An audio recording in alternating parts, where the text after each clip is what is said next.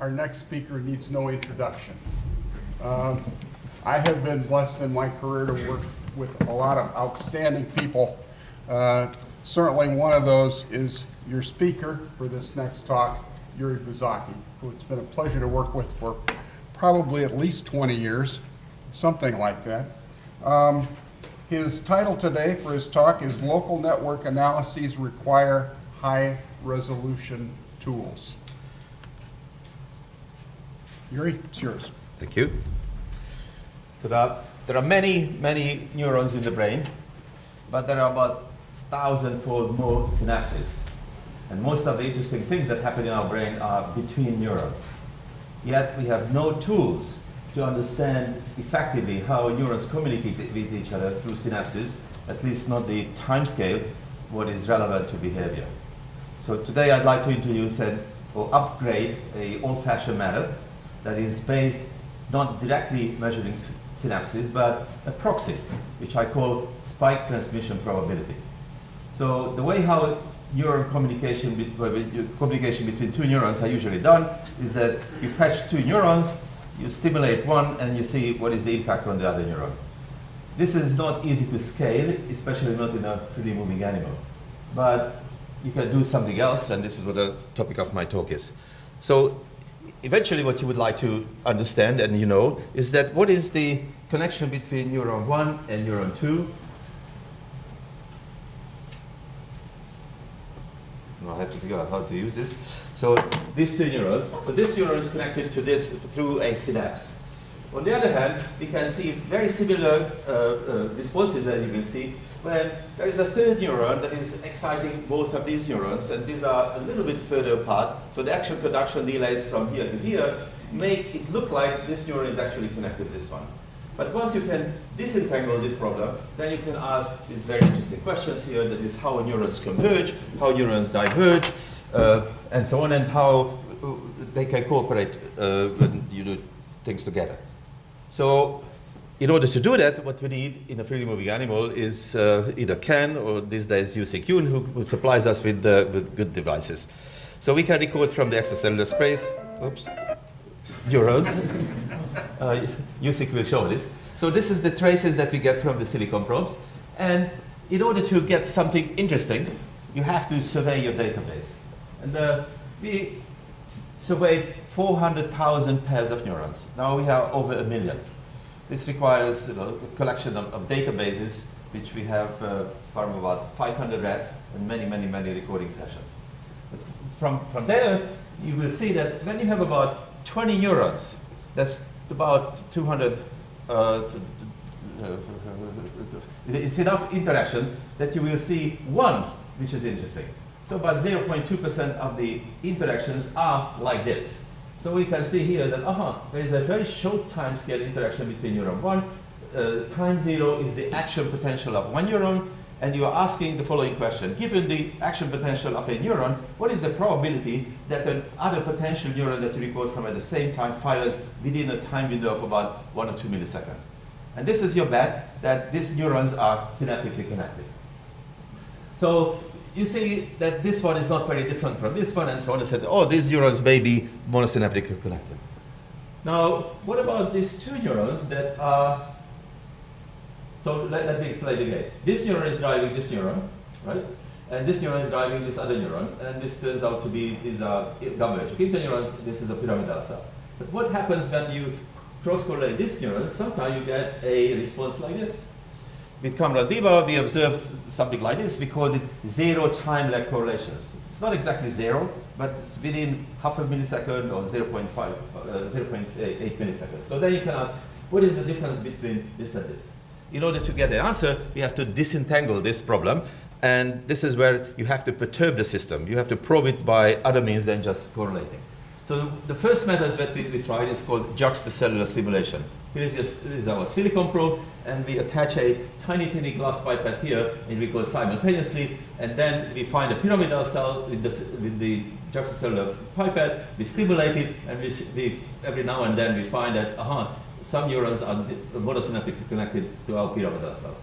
So this is a nice example. You can see that the peak happens about 7 milliseconds. So it's a nice response.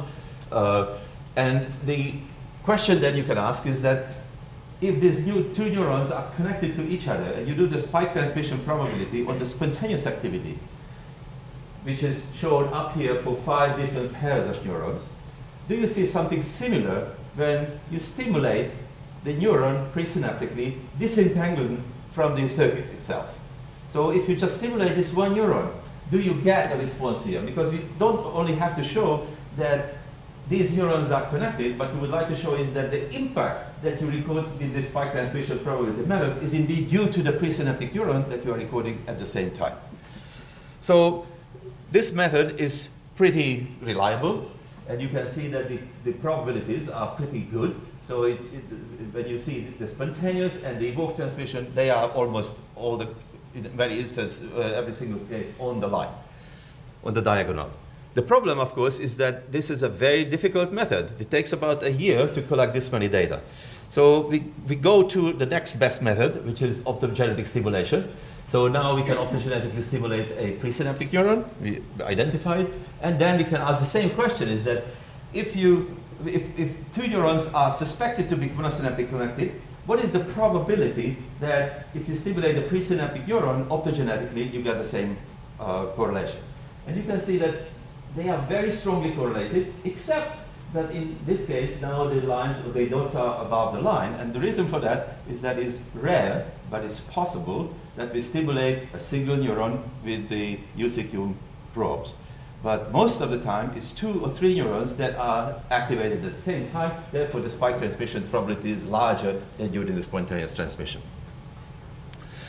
So, having gone through this analysis, what we find is that now we have to separate the true monosynaptic connections from something else. And what we find is that those neurons that are really and truly synaptically connected, they have a spike transmission probability that starts around 1.2 millisecond in a very small volume. But the ones that are driven by a common input, such as when you have 2 interneurons, which are not exciting for each other because they are inhibitory, but they can mimic the spike transmission probability method, but in a very short time scale.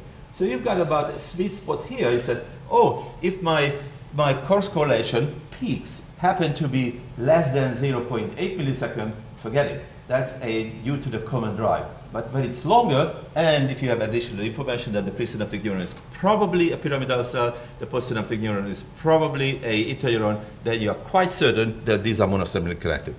So let me show you an example for this one.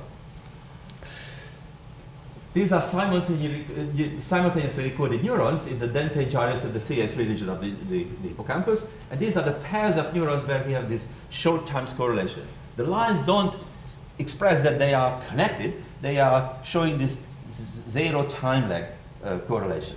And the reason why they show this, because they are driven by these granule cells that have huge synapses and very reliable discharge these neurons. So the thing that we would like to know is that which one is firing first in response to this neuron. And you can see that these virtual connections are also shown with an arrow, meaning that this one always fired first, this one second, even though the delay was only 100 microsecond or 200 microsecond and so on. So from that, this is the example that I mentioned you. These are the large synapses that are driving the interneurons. And in that, now you can measure what is the delay that you get as a function of the distance, and then you will know that the conduction velocity of this corresponds to the conduction velocity of the presynaptic neuron that is driving both of these interneurons that may not to do anything with each other. Now, if we throw out from the database those spurious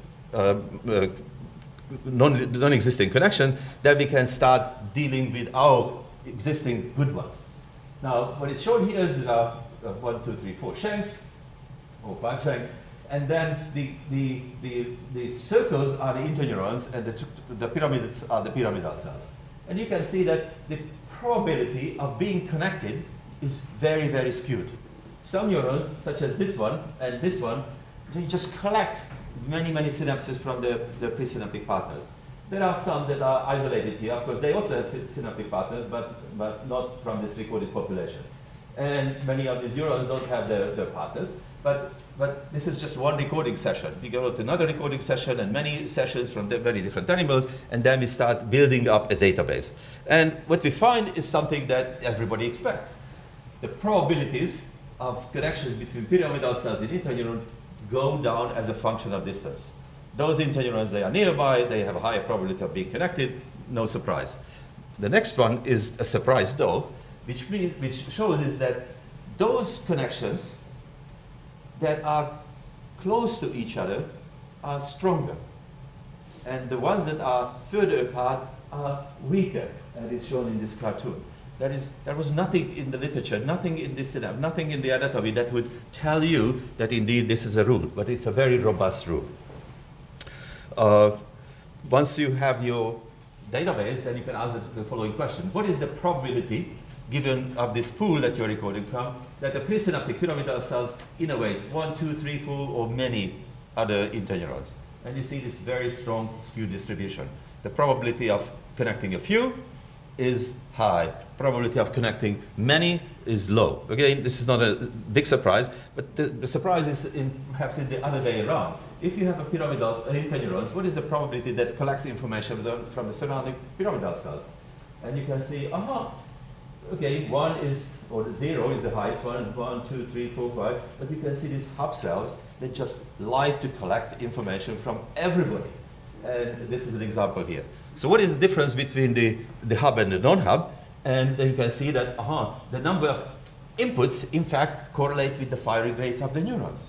In other words, the more pyramidal cells innervate the interneuron with strong synapses, the more inputs in a given amount of time gives an exciter input, therefore the firing rate of the neuron is high.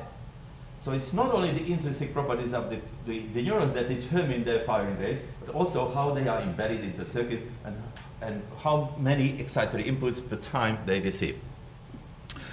Okay, let's move on and ask the second question. What if 2 or more neurons are converging on the same interneurons?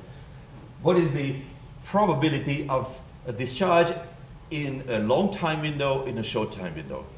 If the discharge probability is, let's say, 0.1, 0.1 in both, and then these 2 pyramidal cells are firing with the same probability and randomly from each other, then when they fire together in a long time window, then the probability is the algebraic sum.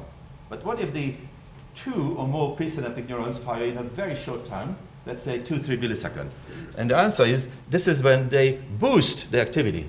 This is the probability that you can calculate on the algebraic sum, and then you can see when the 2 or more pyramidal cells fire together, their activity, this synchronous activity, is much stronger than you would be able to calculate from the individual contribution of these neurons. So the next level, the next step we ask is that, are these neurons static? Are these synapses between the neurons static connections or dynamically changing? And of course the expectation was they are not, because we know that there are depressing synapses and there are potentiating synapses. But this is how much we have learned from the slice preparation, that there are only 2 classes, potentiating and depressing ones. Now that's an oversimplification for the following reason. And we would like to know whether it is the property of the presynaptic neuron or the property of the postsynaptic neuron. So we have a pyramidal cell that is presynaptic to 2 simultaneously recorded interneuron here, and you can see that, it's very interesting because one shows a suppression, the other one shows an excitation. So it cannot be that the presynaptic neuron is always doing one thing, because now the 2 partners respond totally differently. Now we can ask the question in the reverse direction. Once we have an interneuron, and then we have several inputs, which are pyramidal cells, how these synapses behave.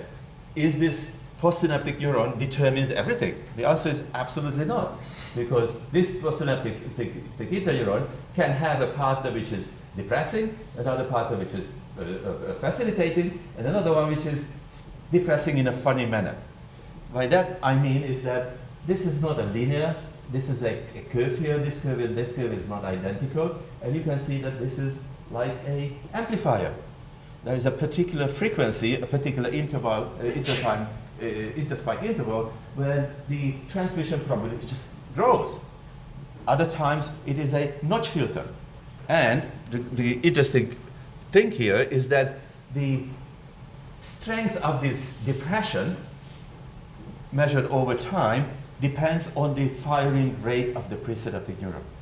So we can figure out we can have a good guess from the activity of the presynaptic neuron what will be the spike resolution probability, what would be the depression magnitude of this neuron.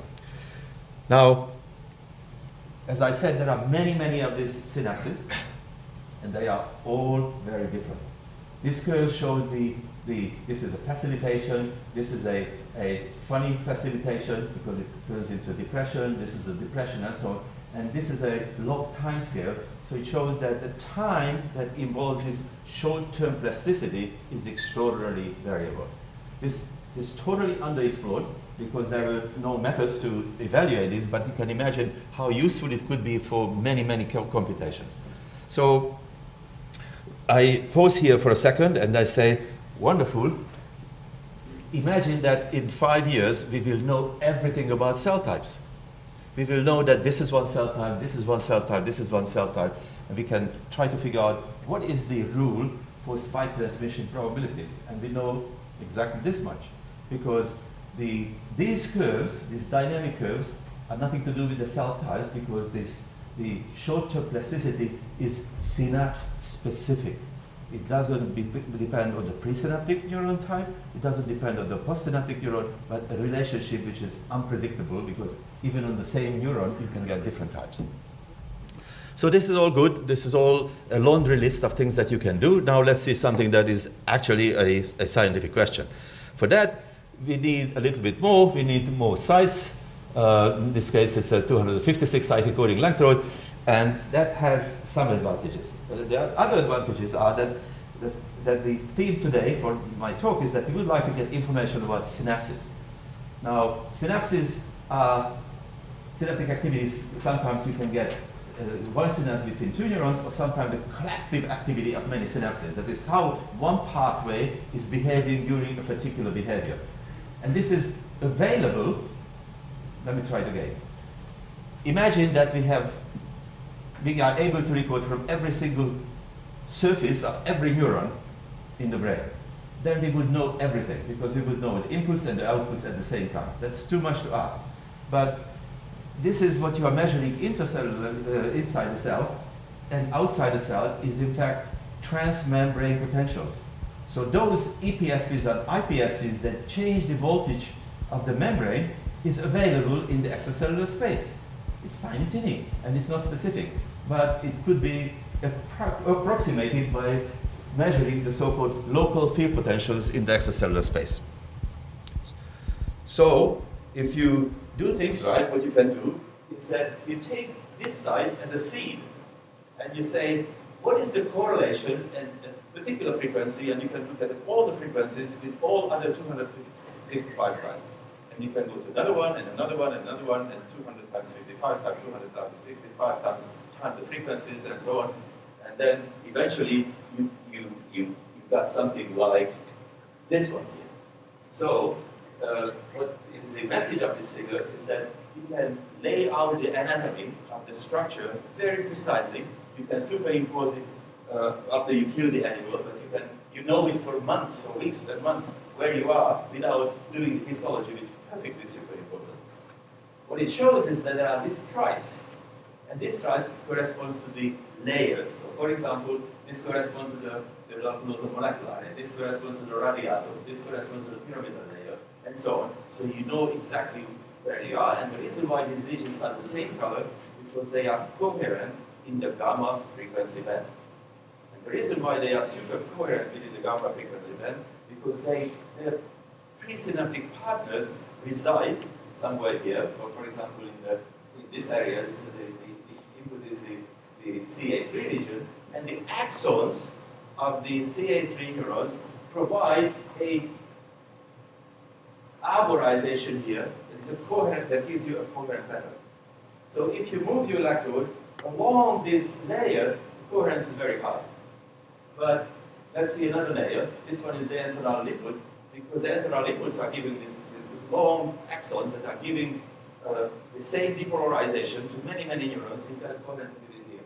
But if you move your electrode just 100 microns across the border, the cortex breaks down. So now we have a tool looking at the gamma power along the axis of the pyramidal cells, because the pyramidal cells reside here, and you can ask the question that during behavior, for example, in place cell behavior that James was talking about, which are the inputs that are discharging your neuron? So this is the cartoon. It says, oh, this is, we know that this is actually a slow gamma, so the frequency is different. But what we have to know is where on the dendritic layers you are recording from. And the spatial resolution is good enough that we can get when you have these two sites right here. So now we had a way how to say this is the input from here, this is the input from somewhere else. What we would like to know is that how from the sea of complicated inputs you can get or tease out the dynamic to one neuron, which is a place cell. That is, when it is driven by this low gamma or high gamma. What you can do is take the spikes of the place cells and sample your LFP around that action potential and keep doing it so you can wash out the contribution to other neurons. And this is exactly what we have done. So what you see here already in this cartoon, that this is the firing rate of this place cell, but the animal is going through the place field. And what you can see is that at the same time we are encoding from the radiatum, which is somewhere here, and the lacunosa molecular is somewhere here. You see, initially this is high, and this is low, and later on this is low, and this is high. So it seems that the drive is very high from the entorhinal cortex, and then later on it loses its ability to drive the neuron, but then the CA3 takes over. So what is the mechanism behind it? Now we go back to our spike transmission probability problem. And in order to do that, instead of looking at every single spike with high resolution, we just look at the 20% of the field, and we can average it this way and so on. So now, when we look at the figure that I have showed you in a quantitative manner, we can see that the animal goes through the place field, and initially the entorhinal input is dominating, and then it loses.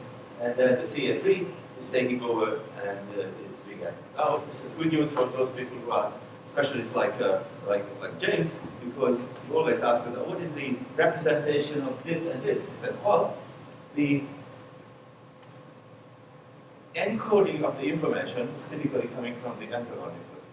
The recall of the information is coming from the CA3, because this is our recurrent system that allows us to recall. So see that in every single place field, there is a initiation process and then an internal process. And this is how I can imagine your gains from the environment are acting, because the entorhinal cortex has to be involved. If you lose that, then of course all the path integration problems will be arising, because the CA3 system is not capable of following that. Now, so what is causing this? And the answer is probably inhibition. So we go back to our examples that there are inhibiting neurons that are affecting the lacunosa molecular. These are called OLM cells, and there are specialized neurons that are affecting the CA3 input. We have to find those inputs, or those neurons, and the presynaptic place cells, and then this is what we find. There are spike, what we are looking at is the spike transmission probably did the same thing I have shown you over and over before, but now in different segments of the place fields. So two types of neurons. One is the putative neuron that is affecting the inputs from the CA3 region, that is the recall region, and the other one is that is affecting the inputs from the entorhinal cortex. And you can see in this one example, two examples, that they are quite opposite. And if you look at the entire population, what you will see is that initially what happens is the entorhinal input is activating the CA1 place cell.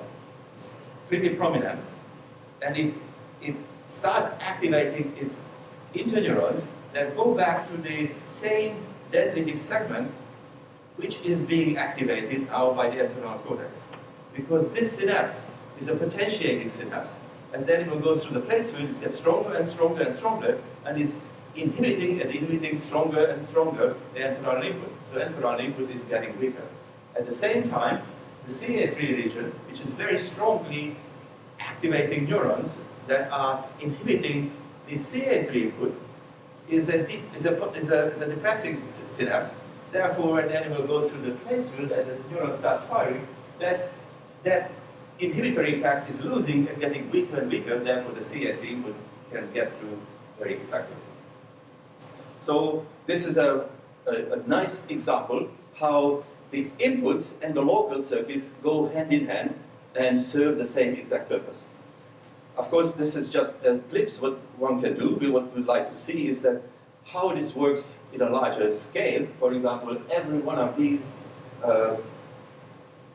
connections in a large-scale encoding set can be assigned to as a changing or non-changing, let's say, in a situation where the animal goes left or right, and indeed the ones that are red here, they show that they are potential.